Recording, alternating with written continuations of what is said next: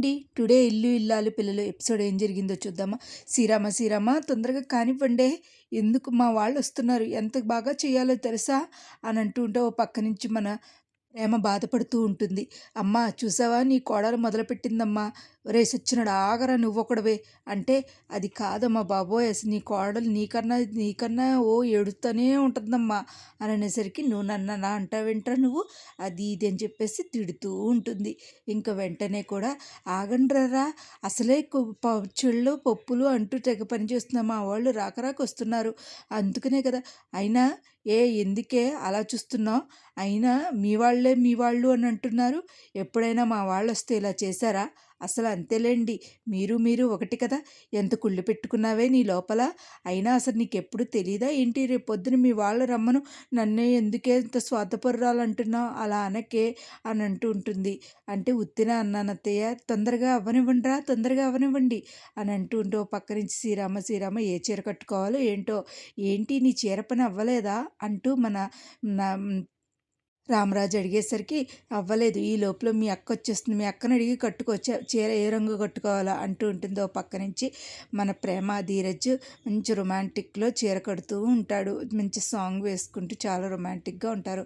ఓ పక్క నుంచేమో మన నర్మద సాగర్ ఏమో ఆఫీస్కి వెళ్ళొస్తాను నర్మద అంటే, ఏంటి హోలో ఎక్కడికి వెళ్తున్నావు, మీ అమ్మమ్మ పుట్టినరోజు అర్థమవుతుందా అని చెప్పేసి అంటుంది. ఓ పక్క నుంచేమో మన వల్లి, బాగుందా బా చీర, అయినా షర్టుకి గుండి ఎందుకు పెట్టుకోలేదు బా, ఏంటి ఎక్స్ట్రాలు చేస్తున్నావు, నువ్వు ఎప్పుడు కూడా మన ఇద్దరం కూడా దూరంగానే ఉంటావు, ఆ విషయం నేను తెలుసుకో, నువ్వు బయట దానిలాగే నేను ట్రీట్ చేస్తున్నాను అని అంటూ ఉంటుంది. అంటేసరికి చాలా బాధపడుతుంది. నీ సంగతి ఇలా కాదు, తర్వాత చెప్తాను, ఆ ప్రేమ వల్లే కదా మనం ఇలా అయ్యాము అంటూ బాధపడుతూ ఉంటుంది. ఓ పక్క నుంచి ఒరే తిరుపతి, ఇలా చేస్తున్నావు ఏంట్రా నువ్వు, అయినా అందుకనేరా నీకు పెళ్ళి కాలేదు, చూసావా ఇంట్లో మా అమ్మ పుట్టింటి వాళ్ళు వస్తున్నారని చెప్పేసి ఓ పక్క నుంచి ఇంటికి పెద్ద కూతురు వస్తుంది.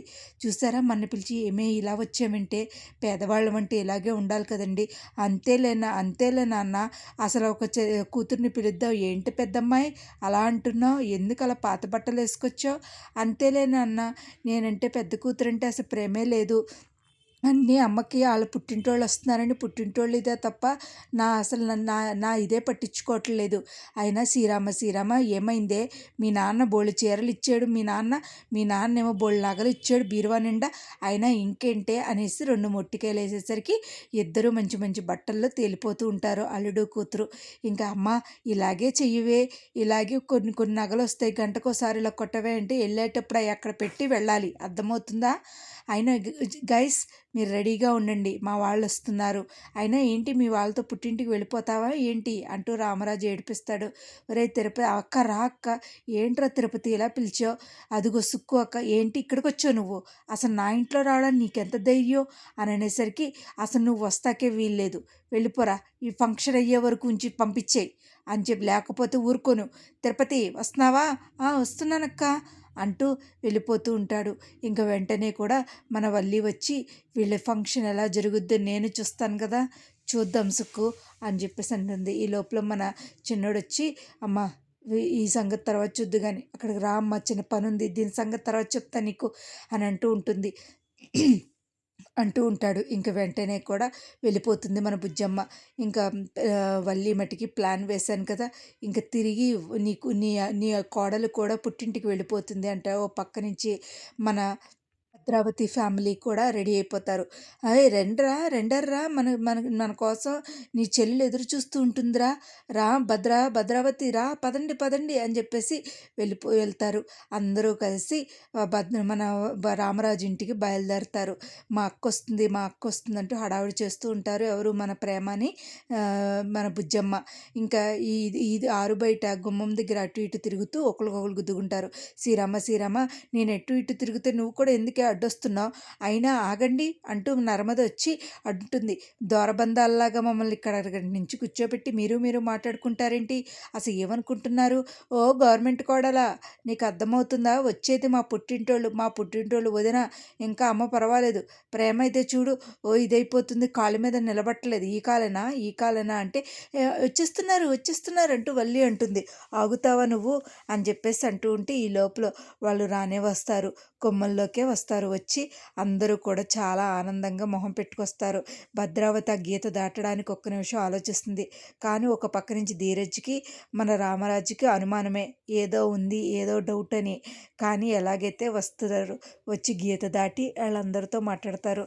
అమ్మ అక్క, అన్నయ్య అంటూ చాలా ప్రేమగా వెళ్తుంది మన మన బుజ్జమ్మ. వాళ్ళు మటికి అలాగ కోపంగా లోపల పెట్టుకొని పైకి నవ్వుతూ ఉంటారు. తర్వాత మన ప్రేమ కూడా వెళ్తుంది.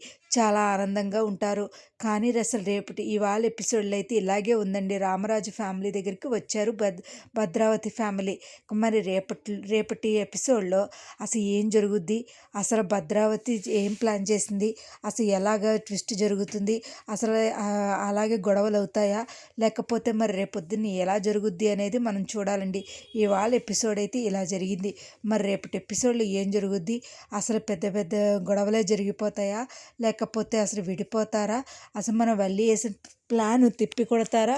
లేకపోతే ఏం జరుగుద్ది? అసలు భద్రావతికి అసలు విషయం ప్రేమ, ధీరజ్‌ల పెళ్లి విషయం తెలుస్తుందా అనేది రేపటి ఎపిసోడ్‌లో కానీ ఫ్యామిలీ అంతా చాలా ఆనందంగా ఉన్నారండి. ఇవాళ ఎపిసోడ్ అయితే ఇదే. నా వీడియోస్ కనుక మీకు నచ్చినట్టయితే లైక్ చేసి, షేర్ చేసి, సబ్స్క్రైబ్ చేయండి.